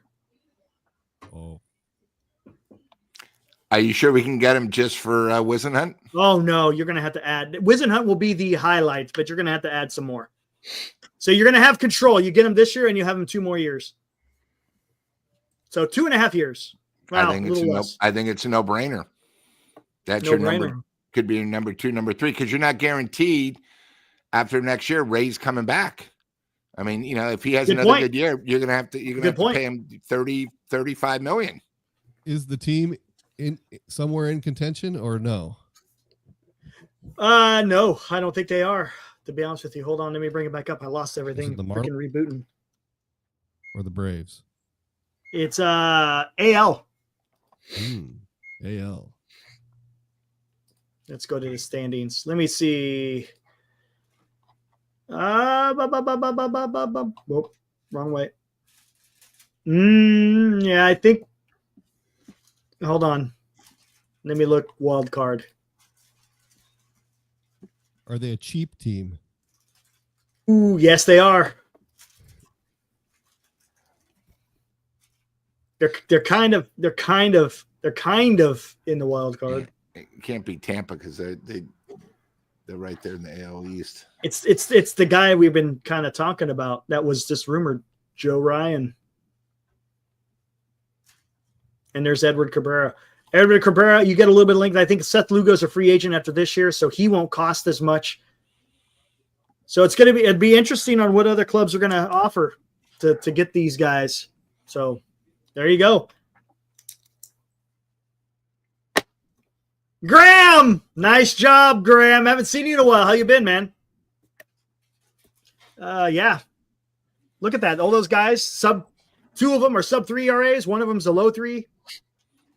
They got the ERA plus is up there. They get a lot of strikeouts. Yeah, you added the Joe Ryan. I knew 2 of them. Get 2 of them, and then we'll strengthen the bullpen. There you go. I'm with Dallas now. I'm all in. Pick up 2 of them. We're all good. Look at Dan. I was scrolling through YouTube searching SFG and stumbled across you guys. Wow, what a show. You guys are awesome. I love to join, but I know very little about baseball. For playing T-ball. I was waiting for Dan. Oh, look at that. I was waiting for Dan to say, "What's up, Dan?" Waiting for Dan to say, "Big fan of your show, Eric, Glenn, nice. Lou. Wallace, you guys do a great job." Someone wants to see Waka. Let's look at Waka. Yeah, it's a big difference from T-ball to the major leagues. Just so you know. And thanks for listening. Like and subscribe. Remember, like and subscribe. Yeah, like and subscribe. There you go. There you go, Dallas. And if you're generous, hey Dallas, when are you getting up to town, man? Soon, I hope. Yeah. There's Waka. I know Dan was planning on it, but I guess that's on hold now. So he's a 383, 107 ERA plus. Yeah, he could be a guy. That's a possibility. I don't know if I would want to have Seth Lugo, but I don't know. Ben says, empty the farm. Don't care. Go ahead. Joe Ryan's good. Joe Ryan's from San Francisco. Hey, well, there you go. They're all good. That's good. He's from the area. We keep getting these crumbs from the area, and none of them seem to pan out. We'll talk about coaches too. I don't care if they're from the area. I need people that can do their job. I tell you what, here, let's start looking at this. Let's start looking at this because this is always fun to look at this time of the year. Good old MLB trade rumors. All those potential get guys from the hood. They grow legs around here, and oh my God! Then every channel is, we got to get this guy. I'm like, why is it that everybody from the Bay Area is such a great ball player, and we got to have Mets reportedly in with Edward Cabrera. Imagine that. Let's see what else. Phillies signed Phil Bickford, forever Giant. Phil Bickford. He was another guy that was touted. Yeah, Dan liked Phil Bickford because he was in the minor leagues. Would have cost us nothing. Yep. Yeah, Sagano. Astros re-signed Jordan Weems. What should the Braves do with Ozzie? So, hey, while you're doing this, Eric, I wanted to bring up something that happened that you've only seen in motion pictures, movies. Something happened today in Milwaukee. I don't know if you heard about it. The Milwaukee, the Brewers and the Dodgers made a trade, and the guy literally got out of his uniform, down the dugout, walked across the hall, and joined another team. No way. They did that, huh? Yeah. So, again, we saw it in the movies. Hey, I don't want him pitching for me, but it happened today. So obviously the one thing about the Giants, who was that? It was a minor. They needed another pitcher. So they just made, traded a prospect single A for the guy who they were going to basically DFA. But the guy literally was in one dugout, got traded, walked over to the other one. Nice. Because they didn't want him in the other thing. But, the one thing, too, is we're looking – this is great. I keep forgetting about the trade rumors, but it just shows you – we brought up one pitcher, and you hear about the Yankees, the Mets. There's so many teams obviously all doing the same thing as the Giants. That's why I think, I'd rather be proactive and make a move early and be like what we did with Devers, where people are like stunned because apparently there were 4 other teams that were going. So, that's just me. I agree. Because of all positions on the field, that from now to the trade deadline, everybody wants. Everybody wants. You got to make sure. That's why you got to make sure the other team is willing to do it early. And even if it's not the trade, if you're going to wait till the trade deadline, now you should be opening the door to conversations. Oh, I'm sure there has been. Got to start talking. I'm sure there has been. Look at that. DJ LeMahieu got freaking DFA'd. Yes, and you wouldn't even have to pay the money. Bring him in. Yeah, they're basically, I think, $22 million they're just throwing away. No. Yeah. Isn't that a great thing? I've always said about the Yankees, Lou. All the great teams in baseball, the great teams, the Yankees, the Dodgers. They love to pay players to play against them. That's what they think of their players. Yep. We'll pay you to play against us. That's a Moneyball line. We'll play. Yeah. We'll pay you $22 million to play against us. Yeah.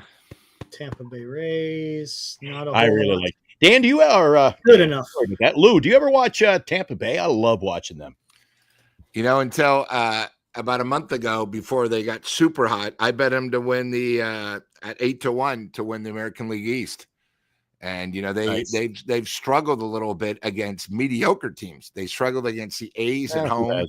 They have a better road. They have the best road record in the American League, but at home they're, and again, it's weird because it's not their home. They're playing, in a AAA thing. But I think the American League East team. It's sort of like we talked about when Devers left Boston. We thought they were dead. Now you look, they're only a couple games behind the wild card. They're playing good. Again, it's who you play when you play. I mean, they're playing Colorado. That's the one thing too is, everyone plays Colorado and they're all getting healthy. We've sort of had our first half run with Colorado. We went 4-2, but other teams are going 5-1, 6-0 against them. So, it's the same thing. Yep. It's about here. Let's look at the wild card. Sometimes you play teams when they're cold. Sometimes you play teams when they're hot, even if they're a good or bad team. They all have streaks. Yeah. There you go. And here we go. Let's look at the American League. You got about 1, 2, 3, 4, 5, 6, 7, 8 teams. If you want to just go to the 3.5, if you want to add the Guardians, it's 9. That leaves the Orioles, Athletics, and the White Sox. There's not a lot of, and those are the teams you think are going to move a bunch of players, a trade deadline. And you know what? There's not a deep portfolio of players that might be available. And there may be teams that are maybe trying to move salary as well. So you never know what's going to happen. Would you call Texas and see if they're, even though we have a shortstop, maybe you can play second base and get a former stud who's going to be a free agent, and they want to trade, they want to get rid of money, a former Dodger. You want to get a left-hand bat? Yeah. Ooh, how much has he got left? Hold on, let's look. Well, Eric, if you're going all in, money should not be the object, should it? The Giants have the money, but I'm just saying he might be on the wrong side of 30 though. That's my issue. I mean, he's a lefty, makes contact. I mean, he'd fit great in our lineup as long as the curse doesn't happen.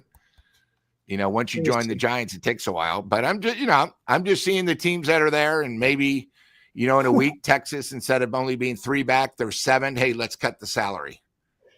You're talking about these last year. You're talking about $32 million. Yeah, but look what you're getting when he's healthy. $32 million a year. Whoo, and he's 31. And you have him until 2031. But can he hit? Can he hit?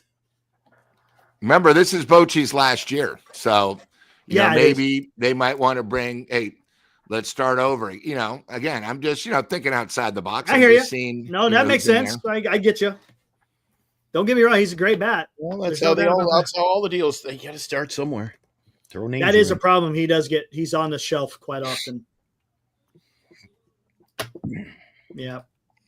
Here, what else we got? Here for National League, Let's go down to the D-backs. Well, I don't know. They might 5.5.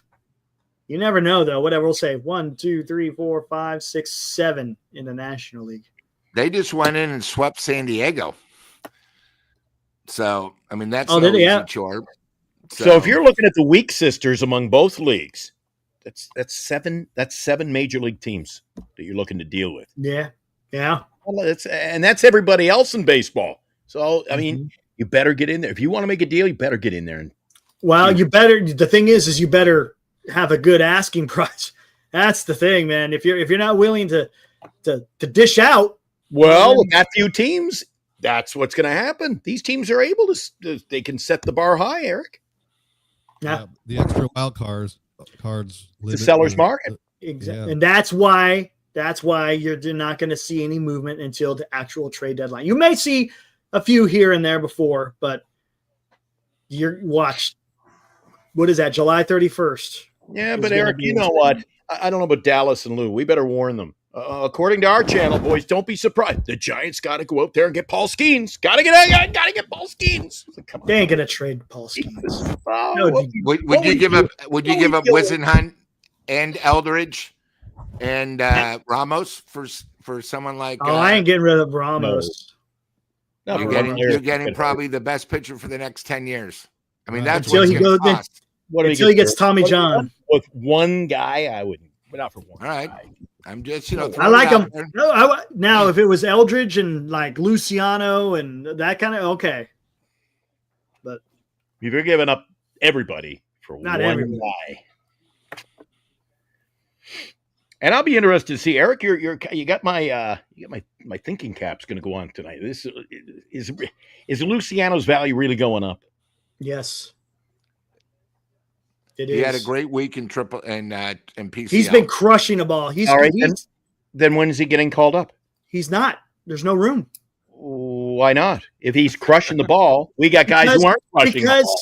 Because they're not going to move off. They're not going to move off Ramos. They're not going to move off Lee, and they're not going to move off Yaz. That's why. Well, see, that's why this organization's always seen. That's why you trade them. And we don't know what his defense is like. Yes. And then that's the thing. We don't know about his defense. Lee. Get rid of Lee if he can't hit. Well, unfortunately, you have to have a real outfielder to play right field at Oracle. You need a real outfielder to play center field at Oracle. You can hide a guy in left field a little bit, but somebody who's never done it, I mean, that's why I don't think we'll see him unless there was a real life position at DH for Luciano. But that's taken. I think it's taken. It's funny you mentioned that, Dallas. From the games I've watched, especially was it last night's game too? I got to see it live. In my opinion, they're really trying to hide Ramos out there in left field. Man, he is not. His defense have been. Whew. He is a weak outfielder. He's great at the difficult catches, but he sucks on the routines, man. Yeah, he's improved, but that's not saying much. But he has improved, right? I can see him taking bad first steps, and he gets off to a bad start. Then he has to make up for it by running in real fast. Get a lot of fumbles, picking up the ball. A lot of fumbles. Yep, but he's working on it. He's a young guy. He'll get better. I like him. His bats. I mean, that's the one thing. I'd rather the bat than the defense. And I know defense pitching wins. And I think the Giants got enough. They got a lot of that. They just got to shore up the bat. I'm tired of 3. What did we get? Was it 3 hits today? Or very damn close. 4. So there you go. It was the 8th 4 inning. 4 hits, 3 errors. We were tied 3-3 till the 9th. Yeah. Well, Dean's scorebook did not lie. The math was jumping off the page. It happens. It's baseball. It's baseball. Sometimes you go out there and you're killing, and then some other days you're out there and you just are flat. Look at you think the Dodgers are feeling pretty good right now? Hell no. See what Live Insurance said? Look at the math. Giants scored 7 runs in this series and won 2 games. I mean, I don't know. Let me see. Guess how many home runs out of the ballpark they hit. Guys are always talking about that in our chat. Trade for guys. Like I heard one that was going around yesterday. Get rid of Lee and bring in Dominguez. When you guys want to bring in a bat, how much emphasis are you putting in on a big bat? home run bat when this is not a home run park. That's the Giants' problem too. They, as much as they say, you have to be able to play your offense for the ballpark. They don't really. I mean, they show little sparks of it sometimes, but they're swinging for the fence. They're trying to hit it out. Much. I don't think they. I don't think. Do you agree with me? You don't have to agree with me. I don't think they do a good job building the team around the dimensions of the ballpark. I agree with you. When they bring in guys like Devers, for example, what Devers have? He got 2 home runs as a Giant. Well, don't expect him. He came in with, I think, 16 as a Red Sox this year. Well, he was hitting at Fenway for half of those games. Yeah. And all of a sudden now he's going to get in and hit another. Oh, he's going to be at 20. He'll hit 40 home runs. He's hitting at Oracle Park. Yeah, you need someone like Luis Arias that can spray the ball everywhere. Bingo. You know, that's someone that we probably should have got last year, but San Diego got him a month in. He's going to be a free agent next year. Lou, you're talking about 340 hitter. I'll be happy to get a 380 hitter. Yeah, come on. I mean, I'm just not gonna, he's a guy that is consistent, a great number 2 hitter or offensive hitter, but I've just seen too many times where the Giants just need a fly ball. I mean, we scored 2 runs the other night on ground balls. That's better than strikeouts. But, scoring on fielder choice, it's, over the long haul, it's not going to be a winning combination. And Lee is supposed to be that guy. He's supposed to be the guy that doesn't strike out, puts the ball in play. Just that right now he's putting it in play to the second baseman, and he needs to figure it out. And you know what? The other way on a couple hits the last series, so I'm hoping that's optimistically it's a sign of things to come. I like Phillip. We need a whole lineup of Willie McGee's. I tell you what. What happened? What would you think of a team if over the 3 games they only scored a total of 3 runs? What would you think of that type of team? Pretty bad, huh? Yeah, but if it was the Giants, they'd go 2-1. We're sitting here talking about how many runs the Giants can score, but let's talk about another team who scored 3 runs in 3 days. Can anyone guess what that team is? They suck. The Dodgers worst team. 2 today, 1. The Los Angeles Dodgers scored 1 today, 1 yesterday, 1 day before. 3 runs in 3 games. They suck. But Eric, we suck. You could do this. Look, you could do this, right? You could do this. Exactly. We lost to Miami, Eric. We got swept by Miami. So what?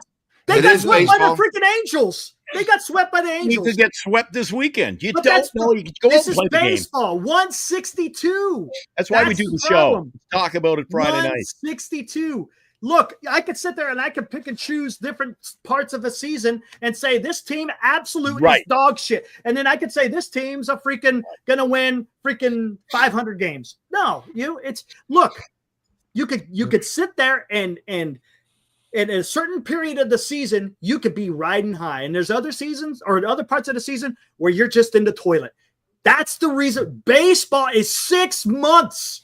Right. 6 months of baseball. So when you try to dictate what a team is doing, say even within a month, it's really hard to determine where this team is. That's why you got to give it. Look, now the Giants have played now 3 months, right? You can kind of see where they're at. You know whose job it is right now? Whose job is it right now to make this team better? It's Buster Posey. Yep. Well, we're halfway through, Eric. It's a 6-month season. I hope the slump end. I hope all these slumps end at 3 months, and that's it. Well, but that's the thing. But that's the on the second half. There will be another slump this season, and there will be some hot streaks this season. And you hope by the end of the day that you have more hot than cold. I'm betting on Dallas. He said tonight on the show, he said they're going to heat up in the second half. I'm all in with Dallas. Dallas. And let's not forget, those 3 runs happened in a hitter's ball. Lou doesn't know what he's talking about as usual. Milwaukee, what is that place known for? It's known for the ball to fly. And the Dodgers were only able to score a total of 3 runs in 3 days. Yeah. And they went against a new superstar yesterday and struck out 15 times. Yeah, I do want to bring up something positive. Since 2016, the Giants' second half of the season has had 1 winning record. So in the last 8 years, we've had 1 winning record the second half. All right. So it's time to turn it around. We have to turn around. Nice. I tell you what, hey guys, we're already been going an hour and 35. Let's go ahead. Let's run this promo. And Lou, you got a special announcement to talk about after we run the Busby promo. Here we go. Giant Sports Talk Live and the NorCal Sports Network have teamed up to give back to the community. We ask for your support as we aid in Haley Busby's fight for life in her battle with liver cancer. To take part in this fundraiser, you can purchase an entry for just $20, and the winner receives 4 front row dugout seats at Oracle Park for your choice of an August 8th game versus the Washington Nationals or the August 29th game when the Giants host the Baltimore Orioles. The winner will also get an on-field experience on game day and attend batting practice. So secure your entry now, as eligibility is limited. Draw date to be determined. The Busby family, Giant Sports Talk Live, and the NorCal Sports Network thank you for your participation and contribution to this worthwhile event, covering the San Francisco Giants and giving back to those in need in 2025. Giant Sports Talk Live and the NorCal Sports Network.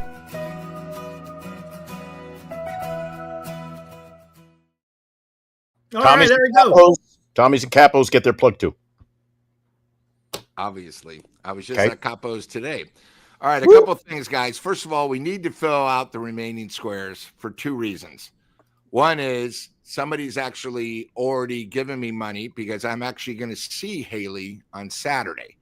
We have a scheduled meetup with Kennedy, who actually was on our show on one of the hot corners probably about 2 months ago to talk about how great her best friend was. And I have been planning to talk to Kennedy saying, hey, I'm going to be in Reno. I'd love the chance to meet Haley, give her the money from Hot Corner. I'd like to just meet her.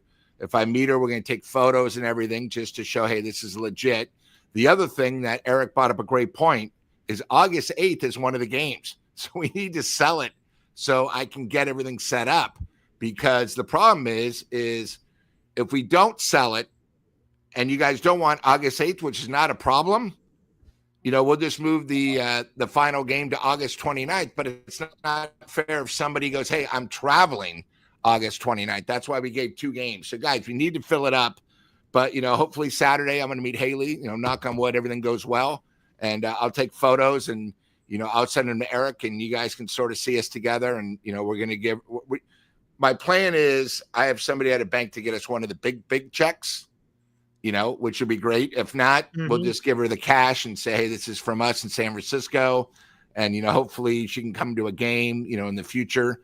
But the other thing is, Eric, a couple people of us are going to be going to a game. It's not really fair if we go to the game and then all of a sudden the next game is that Friday game with the Orioles and we haven't sold it. So, here's a golden opportunity, hopefully you could be at a game like last night. That was crazy in the front row where, my brother who went to the game, he's going to be in history now because every time they show the drone shot or him running around, he was there with his friends.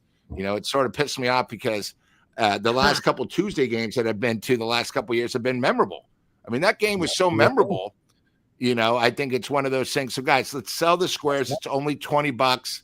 I know a lot of people with their kids, it's a great chance. From last year, I met great people, and if you win and you only have 3, I'll do exactly what I did last year with my guy from Sacramento. We'll meet for dinner. I'll buy dinner. I'll buy the drinks.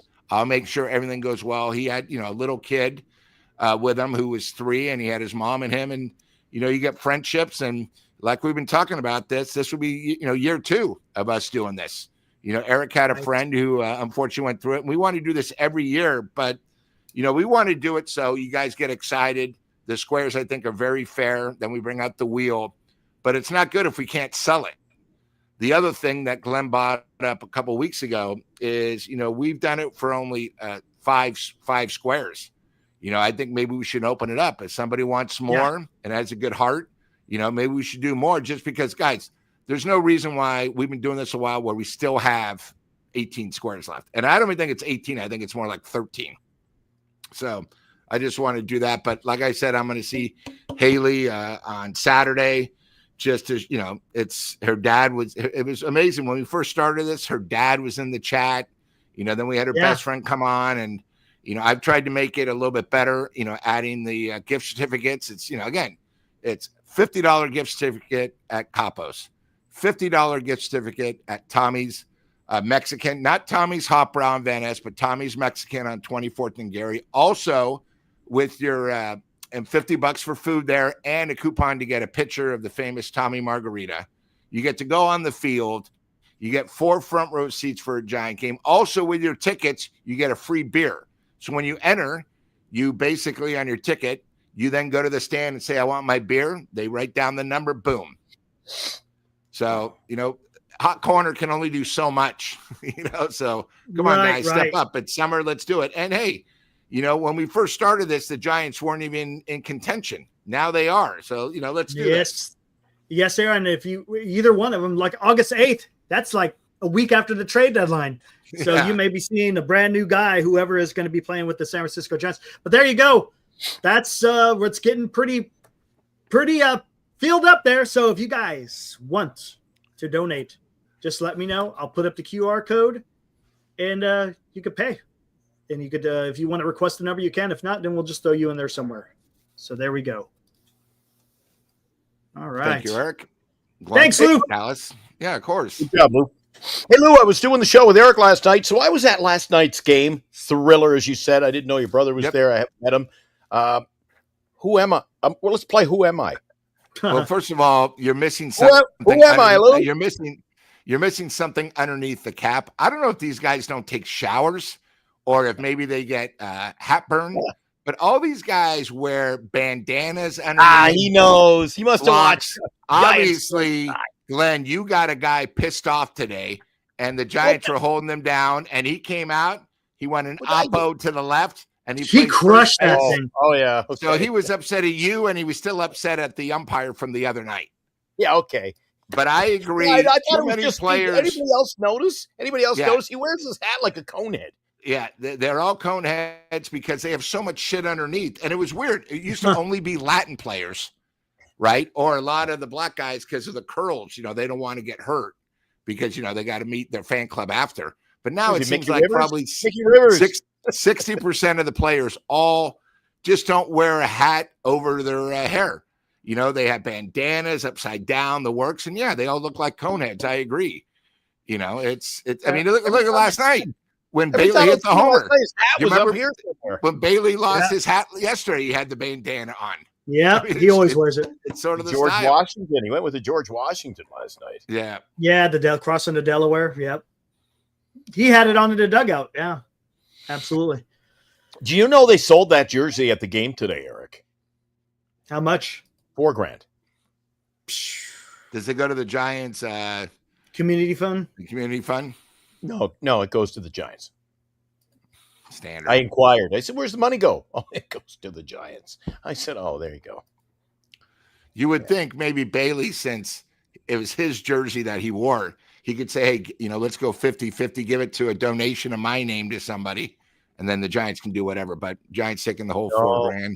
Major League Baseball now, they take all that stuff. The minute, I guess they got a guy.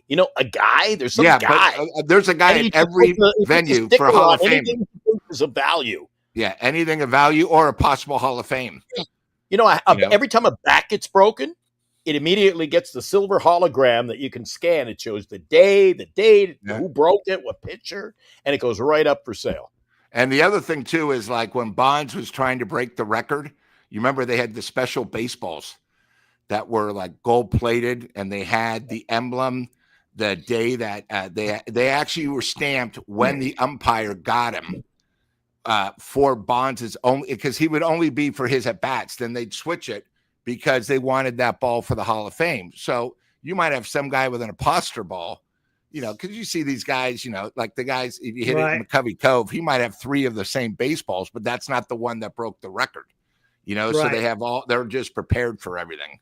Plus, nowadays it's gotten sort of out of control. I mean, sports memorabilia has now hit that major thing, cards again. And, you just got to watch a lot of scammers out there. And, as you said, Glenn, I think you said you were leaving the ball game and they had the crack back going to the Giants dugout store and the jersey were on their way. And it's a big thing. Hey guys, security, move away. The jersey's coming, everybody move, It's like the president's coming by. No, it's just the jersey. It's even more important. Please move.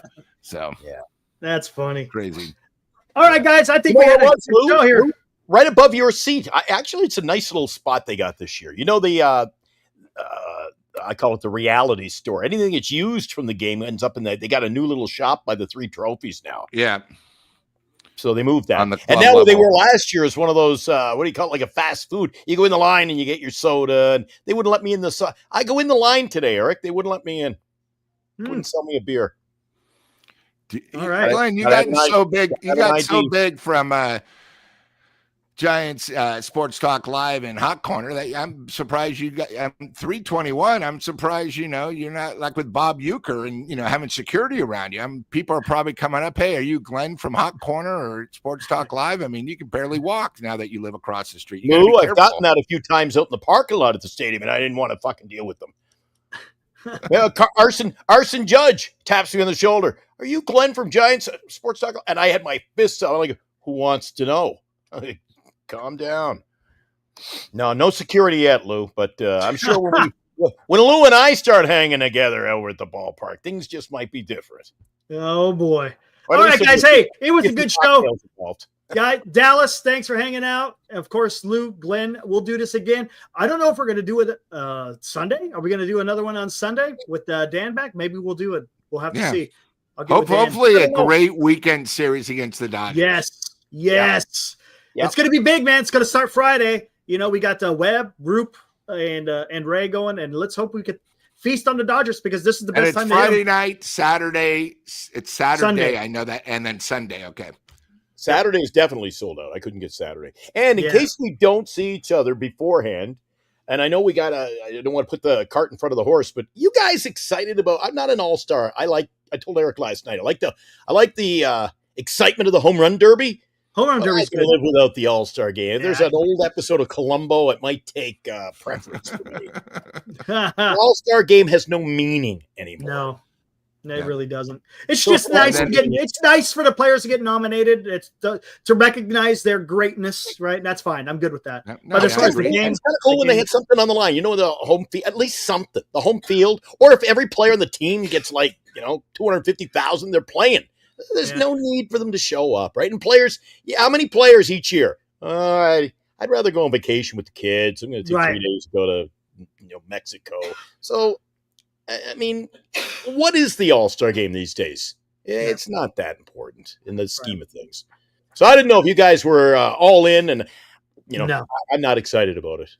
All right, guys, we'll do it again. Looks like we might see you Sunday night. We'll see. We'll get good hold of Dan, and we'll do it again, guys. Good job, Dallas. Yeah, I appreciate it, man. And we'll see you guys. The post game Friday night. Let's go. Let's get that win. Come on. Decent job. See you.